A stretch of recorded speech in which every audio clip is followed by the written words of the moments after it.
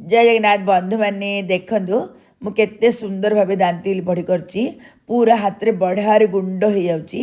चलतु ए रेसीपीटा करवा जब भल लगे लाइक करूँ सांग सेयार करूँ मत कमेंट करने जमा भूलें। आपण मैंने जानते आम ब्रह्मपुर सबू बड़ी प्रसिद्ध आचार प्रसिद्ध। चलतु ए रेसीपीटा करवा कि पूर्व आपण मोर मेजरमेंट अनुसार करूँ। आपण मेजरमेंट जब सामान करेंगे प्रथम थर ही आपण बहुत बढ़िया दांती बड़ी हम। मुझे बाउल टाक माप कर गोटे बाउल चाउल पाउडर नहीं गली गोटे बड़ डेक्ची नहीं एडा मेजरमेंट रे गोटे किलो हम। से मो स्वाद अनुसार लुण देदेली तापर जीरा गोटे चामच दे देची जुआणी गोटे चामच देदेली हिंगु गोटे चामच दे देची आ कंचा लंका बटा मु एथिरे 2-3 चामच देची। आपण केतिकी राग दरकार से अनुसार आपण कंचा लंका बटा कम अधिक करें। राशि गोटे 50 ग्राम रू 100 ग्राम भितर मुझे देदेली। राशि टेस्ट एथरे बहुत बढ़िया लगे। आपण अधिक किसी मसला दिंतुनि मु जो बाउल रे चाउल पाउडर नहीं से बाउल रे 3 बाउल ठंडा पानी मुझे दे देची।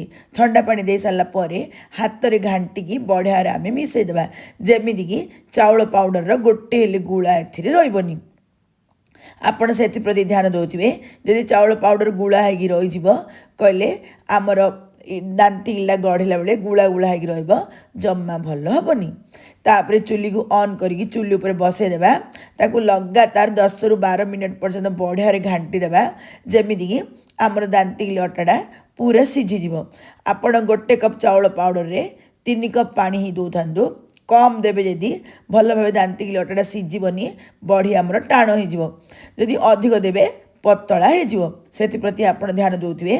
मु 10 ରୁ 12 मिनट बढ़िया सीझेदेली तापर बंद करदेली चुली की कवर करी टिके समय रखीदेली जमीद कि 70-80% ठंडा हो टिके ही उषुम उषुम देखु आमर अटाटा केते बढ़िया सीझी जाइए साइड को बढ़िया छाड़ी जाऊँगी। जदि साइड को छाड़ आपड़ जानवे आपणकर अटा बहुत बढ़िया सीझी।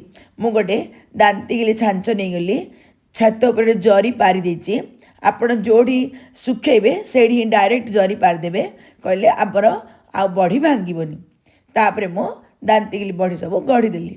आपण एपरी कले हम ना गोटे जरी नहीं जाए तेल पॉलिथिन हो क्षीर पॉलिथिन नहीं जाए तार कर्नर टे काटिदेवे से भी भर्ती करके आपण पकेले हम।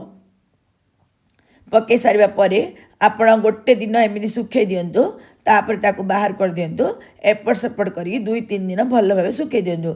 आपण सुखिया प्रति ध्यान देवे नहले आपणकर बड़ी पोकोड़ा हो सुखी सारे पुणी गोटे थाली रे आपण 3-4 दिन बाहर रखी दिंतु। आउ जदि कौन सुखी नथिबो भल भाव सुखीज आपण सुखिया प्रति जदि ध्यान देवे 2-3 वर्ष रहिबो नहले पोको हो बढ़िया मोर बड़ी सुखी जाइए। चलतु मुझे छाणवा प्रोसेसटा करी चुली उपर कड़े नहीं गली से तेल देदेवी तेलटा पूरा गरम होगा पर्यंत आम अपेक्षा करवा तापर आम बड़ी को पकेबा कहले आमर बड़ीटा बढ़िया फुल देखुं ना केते सुंदर भाव में बड़ी फुली परफेक्ट होती भल लगे यूट्यूब देखुले मो साइड थे बेल आइकन दबाई दिंतु चैनल सब्सक्राइब हो फेसबुक देखुले फॉलो बटन दबाई दिंतु फॉलोइंग हो जेकोसी नुआ नुआ वीडियो सब पोस्ट करुँगी आपण प्रथम जाकि नोटिफिकेशन पहुँचुव। आप निश्चित भाव में एपरी बड़ी करेंगे बोली मु आशा करुँची। एटा बहुत सहज आपण करंतु डब्बा रखी 2-3 वर्ष पर्यंत एंजॉय करंतु। आपण थरे 2-3 दिन कष्ट पड़ी एपरी बड़ी करेंगे वर्ष सारा रखिकी सुआदुआ सुआदिया बड़ी एंजॉय करें आपण मैंने करेंगे बोली निश्चित भाव आशा करुँची। आपण मैंने आउ कौन बड़ी रेसिपी दरकार प्लीज कमेंट करूँ मु करी।